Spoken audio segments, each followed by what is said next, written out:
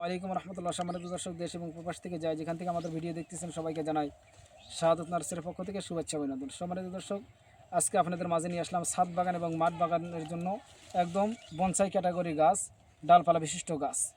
তো আমাদের গাছগুলো দেখেন, এই যে ডালপালা কত ডালপালা ছেড়ে দিয়েছে।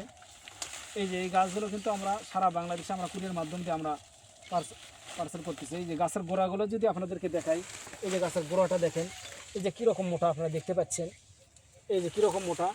এই গাছগুলো কিন্তু আমাদের কাছে হিউজ পরিমাণ রয়েছে, শত শত গাছ আমাদের তৈরি করা রয়েছে। এই যে গাছগুলো দেখেন, বনসাই ক্যাটাগরির গাছ, ডালপালা বিশিষ্ট গাছ।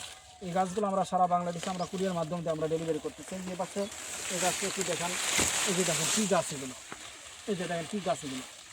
এই যে গাছের গোড়াগুলো দেখেন, এই যে কত মোটা এবং সুন্দর সুস্থ সবল গাছ, হিউজ পরিমাণ রয়েছে। যার যত পিস দরকার আমরা দিতে পারবো ইনশাল্লাহ। এই যে দেখেন প্রত্যেকটা গাছে কিন্তু আমাদের এইরকম বনসাই ক্যাটাগরি, প্রত্যেকটা গাছ, এই যে প্রত্যেকটা গাছে কিন্তু এইরকম হবে, ডালপালা বিশিষ্ট হবে, সুন্দর সতেজ হবে। তো আপনাদের যাদের এরকম গাছের দরকার তারা স্ক্রিন থেকে নাম্বার নিয়ে আমাদের সঙ্গে যোগাযোগ করেন। যারা প্রবাস থেকে দেখতেছেন আপনারা নিতে পারবেন, আপনাদের ঠিকানা আমাদেরকে দেবেন, আপনাদের ঠিকানা অনুযায়ী আমরা পৌঁছা দেবেন ইনশাল্লাহ।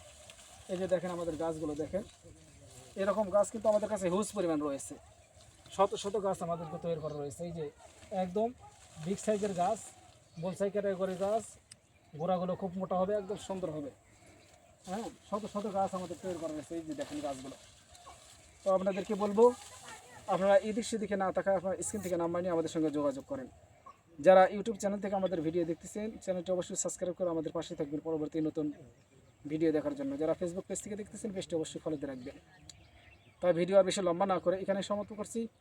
সবাই ভালো থাকবেন, সুস্থ থাকবেন। আসসালামু আলাইকুম রহমতুল্লাহ।